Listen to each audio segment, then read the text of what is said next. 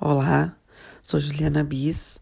Estamos lendo o livro Mantenha o Seu Amor Aceso, do autor Dani Silk, editora Xará. Capítulo 4. Construindo relacionamentos saudáveis. Minha esposa Sherry e eu somos um testemunho do poder de escolher manter o amor aceso contra todas as probabilidades. Meus pais se casaram 3 vezes, cada um com 3 pessoas diferentes. A mãe e o pai de Sherry também se casaram 3 vezes cada um, e o padrasto dela, que a criou desde os 2 anos de idade, também se casou 3 vezes. Assim, entre os 2 casais que constituem nossos pais, houve 15 casamentos. Cada um, obviamente, afetou nossa vida como casal. Assim, quando chegou o tempo de Sherry e eu nos casarmos, procuramos aconselharmos pré-nupcialmente com Bill Johnson. Naquela época, não existia um curso pré-nupcial. Nosso aconselhamento constituiu em 2 sessões particulares com o pastor Bill. Durante a primeira sessão, fizemos um teste chamado Avaliação de Compatibilidade Taylor-Johnson. Na segunda sessão, revisamos os resultados do teste. Tudo parecia supostamente bem, então decidimos nos casar. 12 anos depois, Sherry e eu nos sentamos na sala de visitas de Bill para falar da oportunidade de sermos pastores, associados da Bethel Church. De algum modo, o assunto do nosso casamento veio à tona. E Bill coçou o queixo. Isso lembra aquele bilhete na avaliação de vocês, ele disse. Que bilhete? Perguntei. Ele me olhou com expectativa. Aquele teste Taylor-Johnson que fizemos nas sessões de aconselhamento pré-nupcial. Vocês se lembram do bilhete que estava anexado ao teste quando os resultados chegaram? Sherry e eu não tínhamos ideia do que se tratava. Não. Eu não lhes falei sobre o bilhete? Ele perguntou, parecendo confuso. Sherry e eu nos inclinamos para ele. Ambos estávamos profundamente interessados em saber se esse bilhete responderia a anos de perguntas que giravam em torno do nosso casamento. Que bilhete? Você não disse a eles? Benny, a esposa de Bill, perguntou incrédula. Disse o quê? Sherry e eu perguntamos. Ah, isso é estranho, disse Bill. Pensei que eu tivesse falado com vocês sobre isso há um tempo atrás. Bem, durante 10 anos eu fiz aquela avaliação com diferentes casais e as ensinava a um psicólogo. As enviava a um psicólogo. Ele as analisava em seu computador e depois me enviara os resultados. Entendi, Sherry indicou com a cabeça, incentivando-o a prosseguir. Quando recebi o teste de vocês de volta, ele voltou com um bilhete anexado. Foi a primeira vez em 10 anos que havia um bilhete em um teste. Ele fez uma pausa. O psicólogo explicou que o teste mostra os pontos nos quais as vidas de 2 pessoas devem se tocar em compatibilidade, a fim de prever um relacionamento bem-sucedido. Bem, vocês 2 não se tocavam em nenhum ponto. Vocês tinham linhas paralelas. De acordo com aquele teste, vocês eram completamente incompatíveis. Senti meus olhos saltarem para fora da minha cabeça. Bill continuou ignorando nossa perplexidade. De acordo com o psicólogo, entre as diferenças nas suas personalidades e os 15 casamentos que haviam ocorrido antes de vocês, as chances de sucesso eram insignificantes.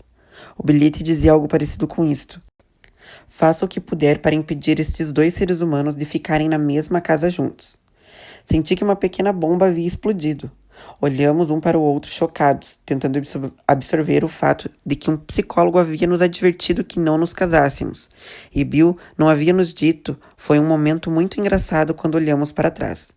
Finalmente eu disse, bem, Bill, isso explica porque a primeira década do nosso casamento foi um inferno. Nossos 12 primeiros anos de casamento foram lutas constantes.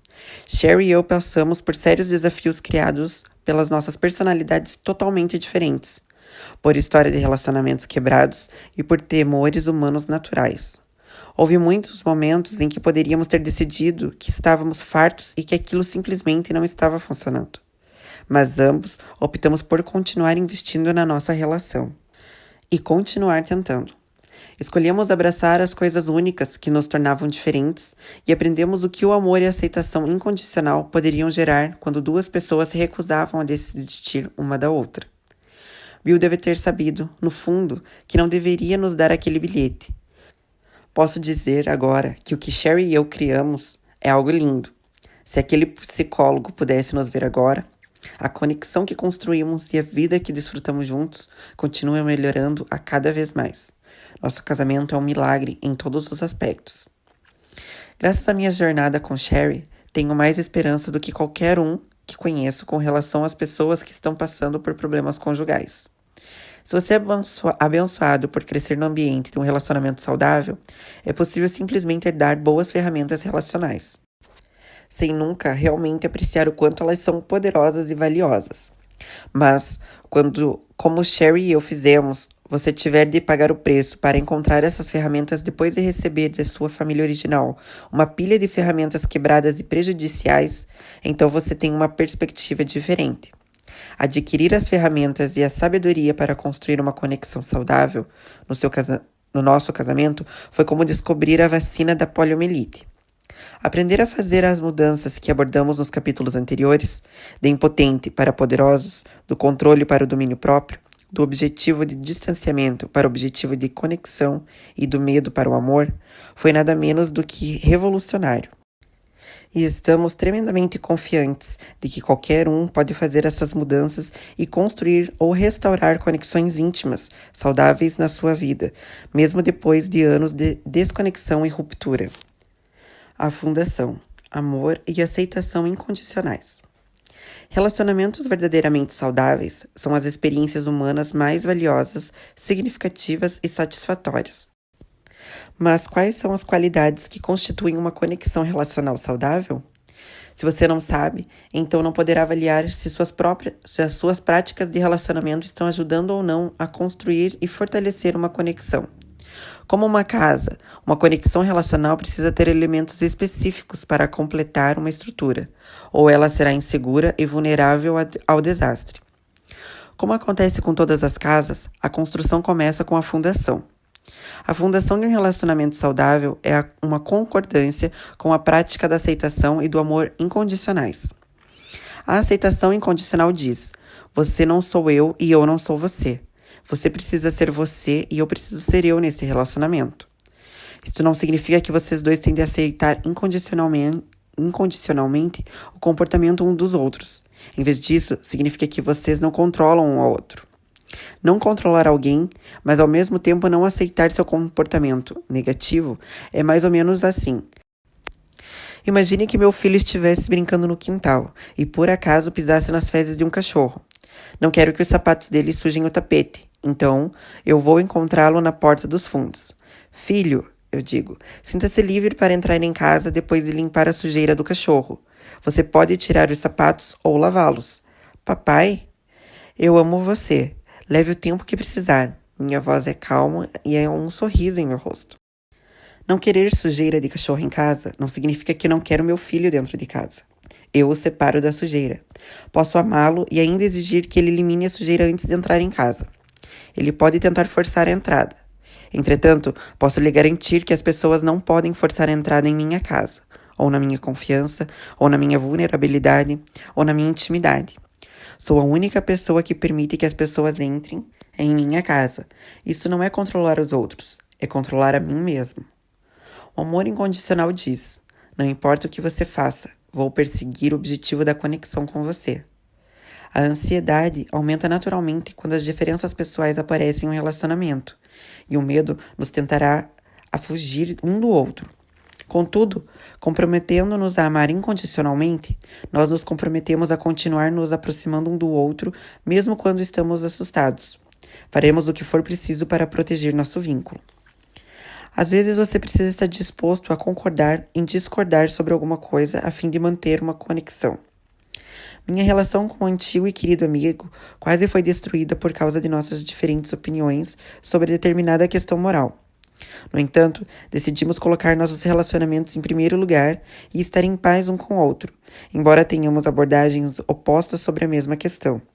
Nós ainda não concordamos, mas não vamos permitir que essa discordância crie um abismo em nossa conexão. Amor e aceitação condicionais significa que estamos dispostos a nos afastar da nossa conexão caso certas circunstâncias se manifestem. No instante em que surpreendemos a outra pessoa ou ela nos surpreende, somos tentados a reter nosso amor e a nos desligarmos. E considerando que a desconexão só gera mais medo e ansiedade, ampliamos nossa distância em uma velocidade alarmante. Essa ameaça efetivamente impede que as duas pessoas se sintam livres para ser elas mesmas, porque elas sabem instintivamente que a conexão não será forte o suficiente para lidar com isso. Em contrapartida, quando nos comprometemos com amor e aceitação incondicionais, protegemos a liberdade um do outro. Tudo o que oferecemos ao relacionamento vem livremente de nosso coração, e não por coerção. Sim, comprometer-me em perseguir e proteger minha conexão com você significa que estarei pensando em como as minhas decisões o afetarão, enquanto faço ajustes de acordo com isso. Mas controlar a mim mesmo para proteger nossa conexão é a expressão definitiva de liberdade. E isso é o que significa ser uma pessoa poderosa. Sem o fundamento do amor e da aceitação incondicionais em um relacionamento, simplesmente não podemos ser livres para sermos nós mesmos. Somente quando eliminamos a opção da distância e da desconexão dos nossos relacionamentos é que criamos um lugar seguro para sermos quem somos. Expulsamos o medo, convidando um ao outro para trazer à tona o que há de melhor em nós. Sim, é vulnerável e assustador manter o amor aceso para com alguém que se tornou uma ameaça detectada. Afinal, você não pode garantir o que essa pessoa vai fazer, mas você pode garantir a sua própria escolha, e você sempre pode escolher a conexão. Os 7 pilares dos relacionamentos saudáveis. O fundamento do amor e da aceitação incondicionais determina a longevidade e a resiliência de uma conexão relacional. Essa função sustenta de forma consistente os outros elementos que compõem um relacionamento saudável, elementos que intitulei de os 7 pilares. Em Provérbios 9:1, lemos: A sabedoria edificou a sua casa, lavrou as suas 7 colunas. A casa da sabedoria representa o reino de Deus, o domínio onde a realidade de Deus, por excelência, é expressa em seu projeto perfeito. No centro desse reino está o relacionamento dinâmico e perfeito da Trindade, que estabelece o padrão para todos os relacionamentos. Os pilares que sustentam essa casa representam os valores essenciais da vida do reino. Em outras palavras, os valores essenciais dos relacionamentos saudáveis. Esses valores essenciais são o amor, a honra, o domínio próprio, a responsabilidade, a verdade, a fé e a visão. O pilar do amor. Amor é uma palavra de muitos significados. Nós a usamos para falar sobre nosso esporte favorito, nossos hobbies e nossos filmes. Também lemos em 1 Coríntios 13:13 que o maior deles é o amor. E reconhecemos que o amor é a coisa maior, mais importante e mais poderosa do universo. Então, o que o amor significa no contexto de um relacionamento? O pilar do amor compreende um compromisso, uma ação e um resultado. A parte do compromisso é esta: eu me importo com você e valorizo você, tudo em você. Eu me importo com sua alma, seu espírito, seu corpo, seus relacionamentos, seus sonhos e seu destino. A parte da ação é demonstrar cuidado e valor de muitas maneiras e em muitas situações à medida que você passa a conhecer uma pessoa com o tempo. E o resultado dessas ações é que a pessoa se sente amada. Ela se sente segura, valorizada, conectada, cuidada, protegida e compreendida. Conheci um jovem casal que tinha um daqueles problemas clássicos com a sogra. A sogra e a nora travavam uma luta constante de poder porque o marido tinha dificuldades em estabelecer limites com sua mãe. Então, quando a esposa estava prestes a dar à luz o terceiro filho deles, a mãe dele telefonou e perguntou se ela podia se mudar para a casa deles por algum tempo. O marido finalmente ouviu sua esposa e teve uma conversa difícil com sua mãe, mas necessária, e disse: "Você não pode ficar aqui."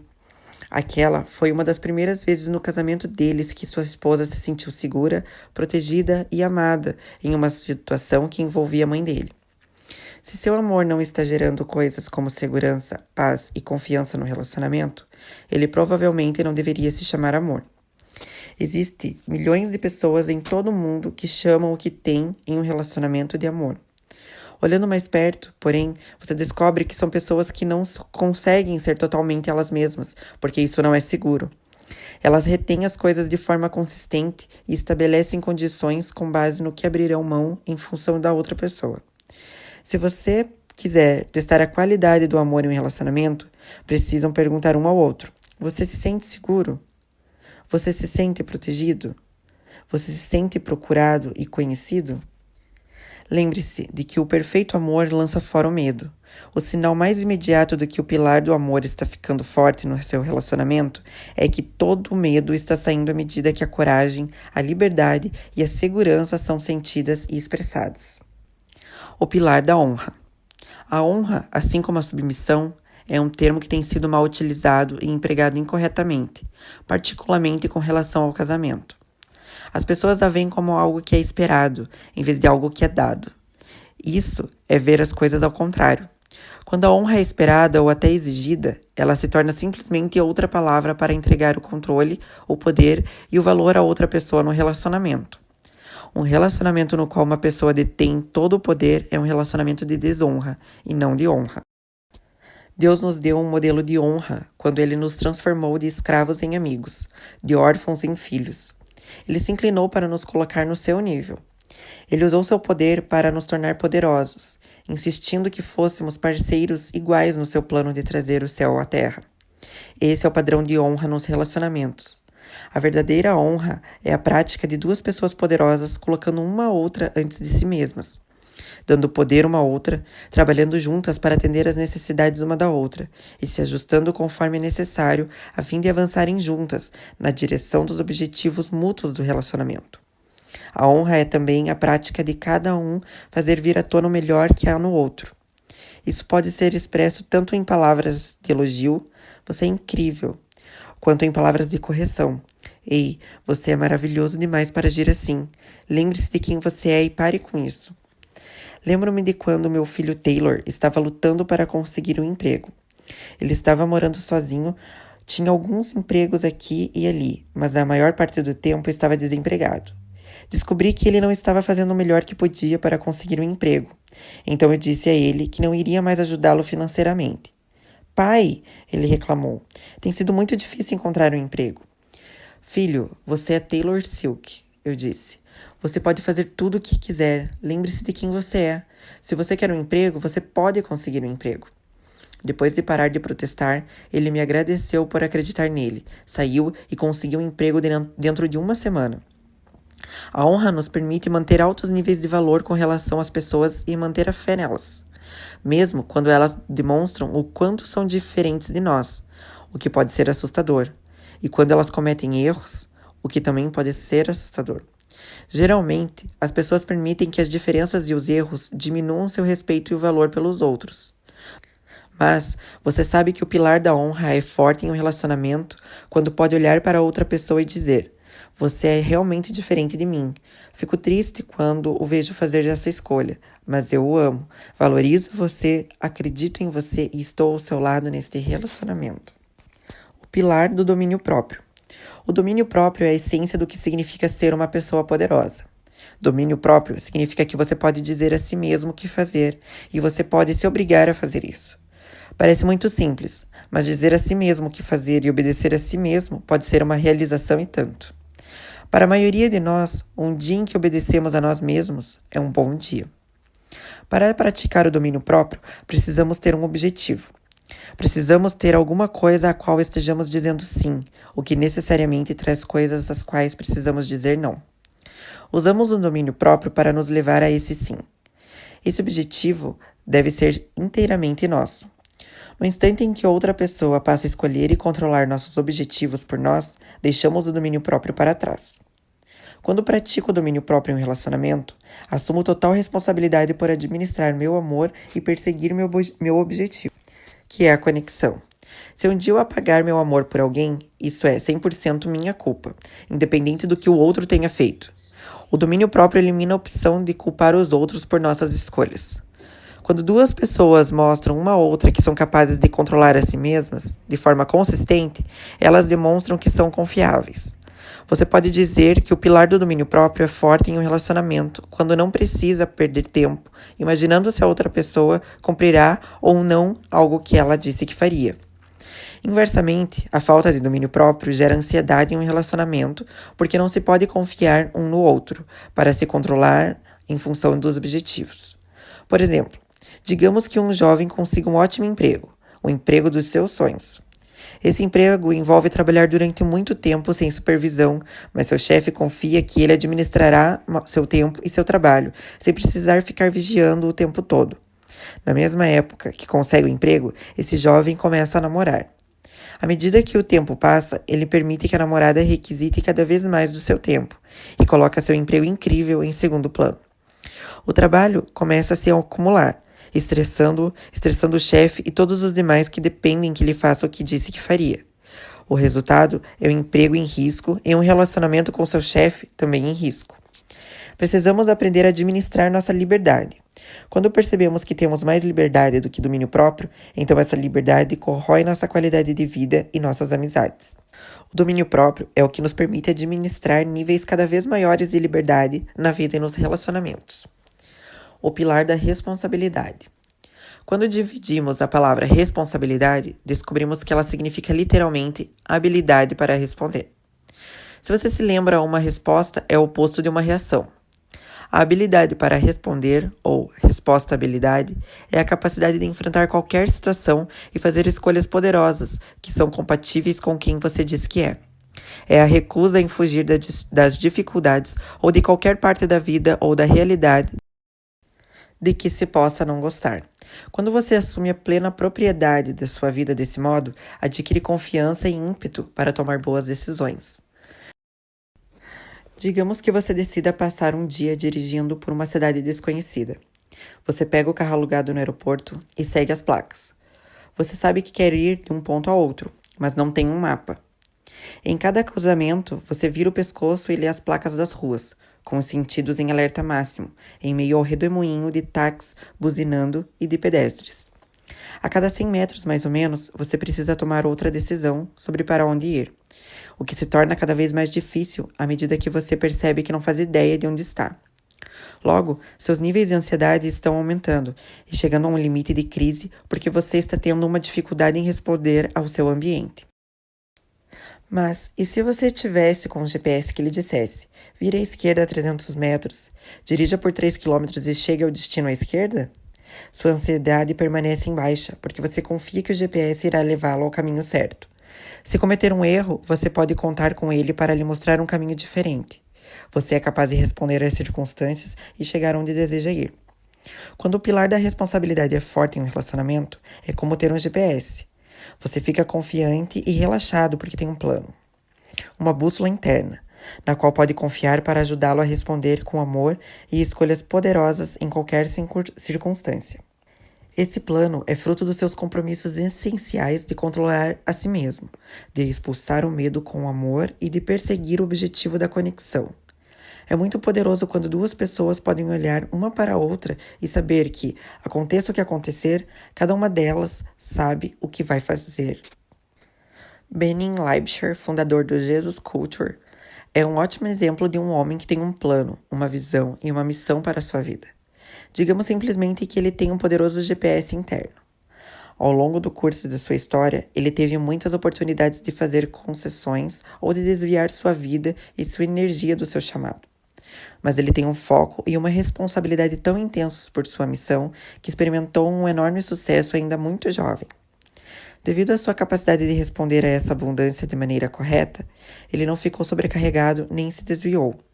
Ele passou por muitas tempestades e fortaleceu os relacionamentos com os quais estava aliançado por causa do seu compromisso com os propósitos de Deus no desenvolvimento intencional de sua vida. A vida é assim quando o pilar da responsabilidade é forte. O pilar da verdade.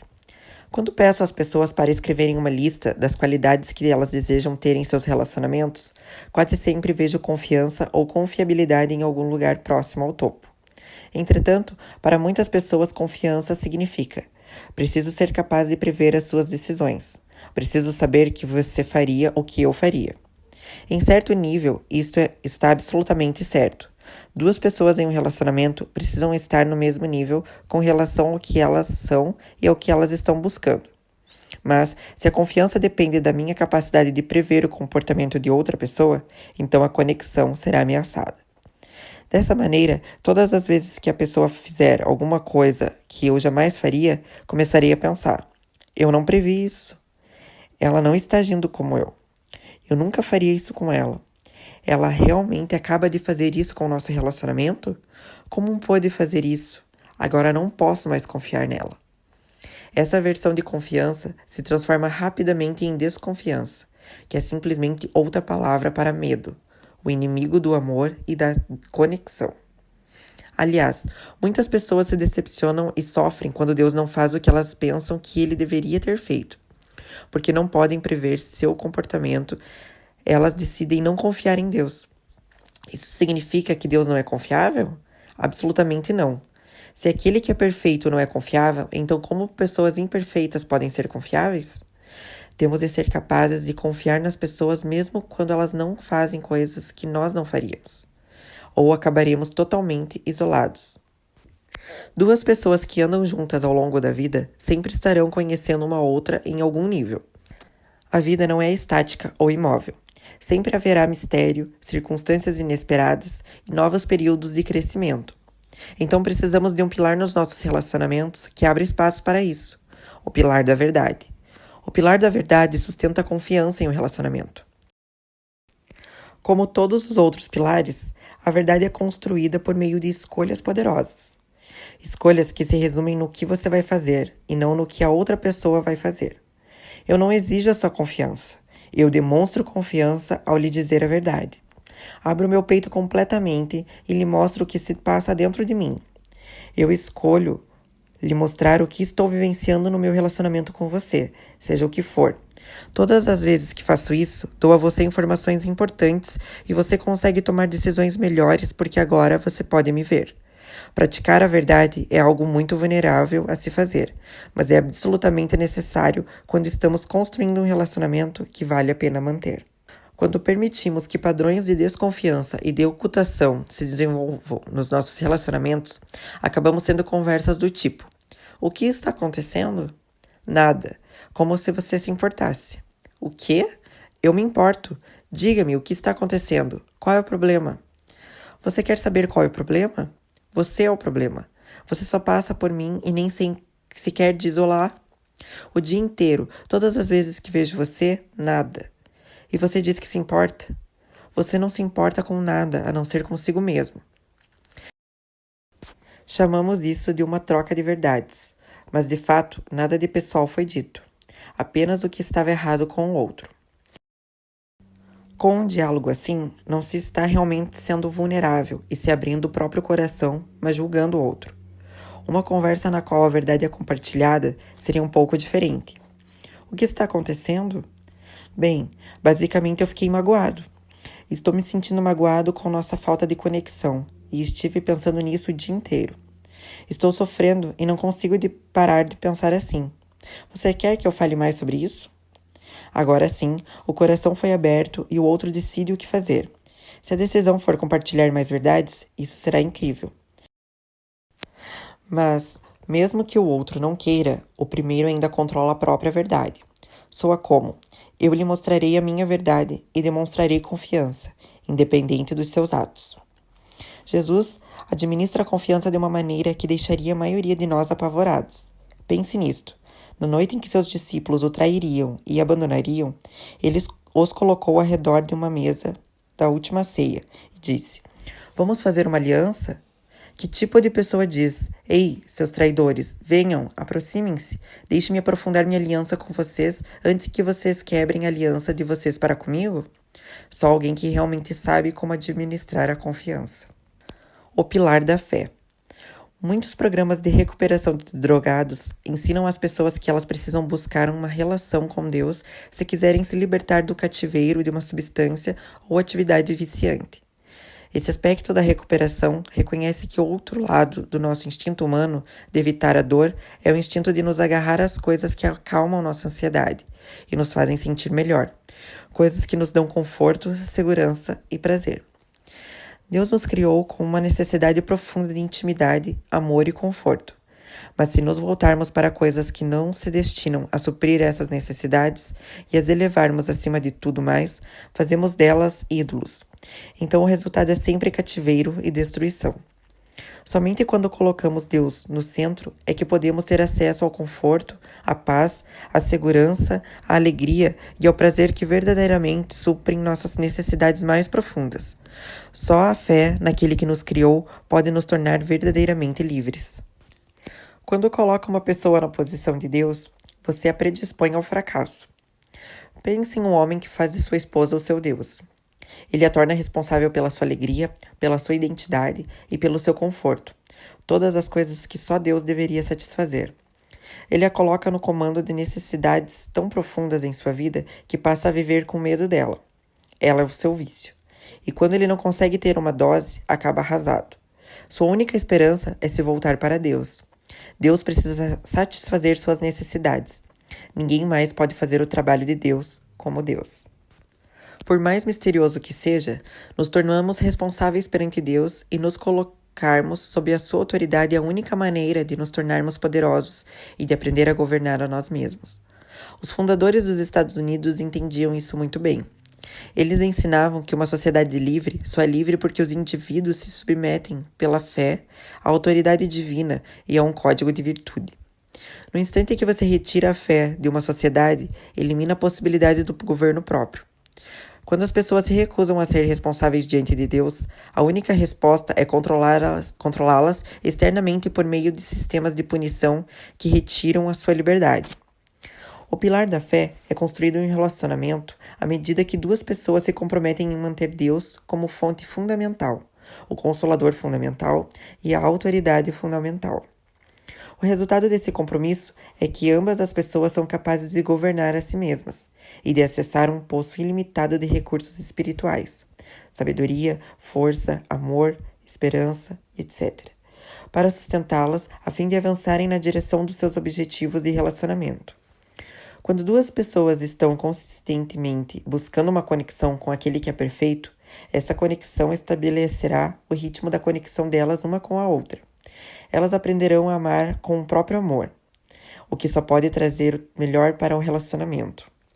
A dor e o medo, que são resultados de estar desconectado em um relacionamento, geralmente deixam você se sentindo impotente para fazer qualquer coisa a respeito. Se Sherry e eu não voltássemos nossa atenção para Deus depois de uma discussão, nós nos sentíamos controlados ou deprimidos com o nosso distanciamento. Repetidas vezes depois de nos desconectarmos, nós voltamos nossa atenção para Deus, até sermos capazes de nos conectarmos outra vez. Ao fazer isso, nossa ansiedade diminuiu, o objetivo do amor é restabelecido e adquirimos uma energia sobrenatural para nos reconectarmos. O pilar da visão. Um dos meus filmes favoritos é Lendas da Vida.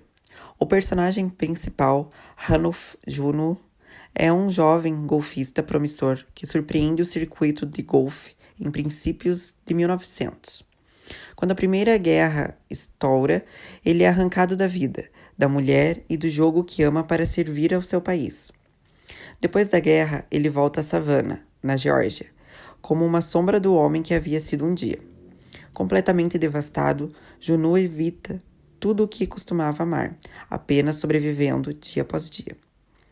Tempos depois, após uma série de eventos durante a Grande Depressão, Juno acaba voltando ao jogo de golfe, representando Savannah em uma partida contra os dois maiores golfistas de sua época, Bob Jones e Walter Hagen. Em meio a essa oportunidade de redenção, surge Bader Vance, uma figura que tipifica o Espírito Santo e que aparece do nada certa noite.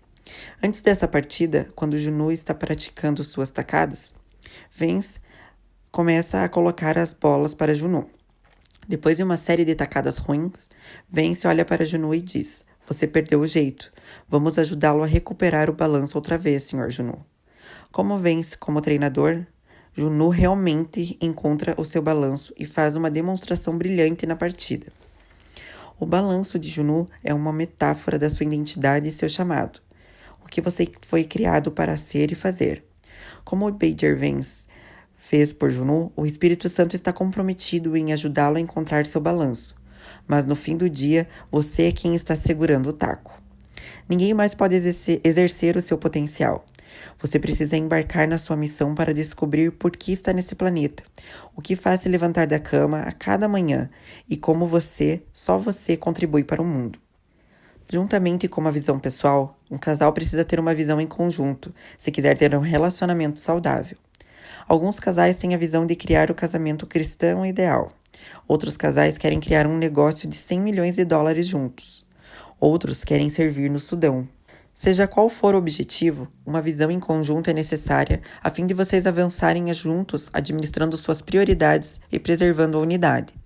Você não quer estar em um avião para a China, conhecer alguém que vai para a Austrália durante a escala em Nova York, apaixonar-se, casar-se com essa pessoa, mudar o voo para a Austrália e decidir 5 anos depois que você deveria estar na China. Em vez disso, simplesmente encontre alguém no avião para a China. Algumas pessoas nunca adquirem uma visão para sua identidade e seu chamado, e tropeçam cegamente e sem objetivo pela vida, meramente existindo no nível da sobrevivência. Outras têm uma visão, mas se perdem de vista ao longo de eventos traumáticos, como o Junu ou por causa da própria negligência. Provérbios 29:18 diz: onde não há visão, o povo perece. Um dos motivos pelos quais as pessoas perecem sem uma visão é porque elas não conseguem suportar a dor e o custo necessário para se alcançar qualquer propósito que vale a pena. Só uma visão pode dar um propósito à sua dor, que o capacita a suportá-la e a atingir seu objetivo. Cristo demonstrou incrível poder de visão para nos ajudar a resistir. Pela alegria que lhe estava proposta, ele suportou a cruz. Uma das marcas das pessoas poderosas é que elas estabelecem práticas, de forma proativa, e constroem relacionamentos que ajudam a renovar a visão e que as fazem lembrar quem elas são. Quando duas pessoas estabelecem o pilar da visão em seu relacionamento, elas compartilham o conhecimento da identidade e do chamado uma da outra, assim como a visão conjunta, e lembram uma a outra essas coisas regularmente. Quando os tempos de dificuldade, dor ou perda surgem, o pilar da visão fortalece uma conexão relacional e a protege impedindo-a de ser lançada no modo de sobrevivência, criando um ambiente para o shalom.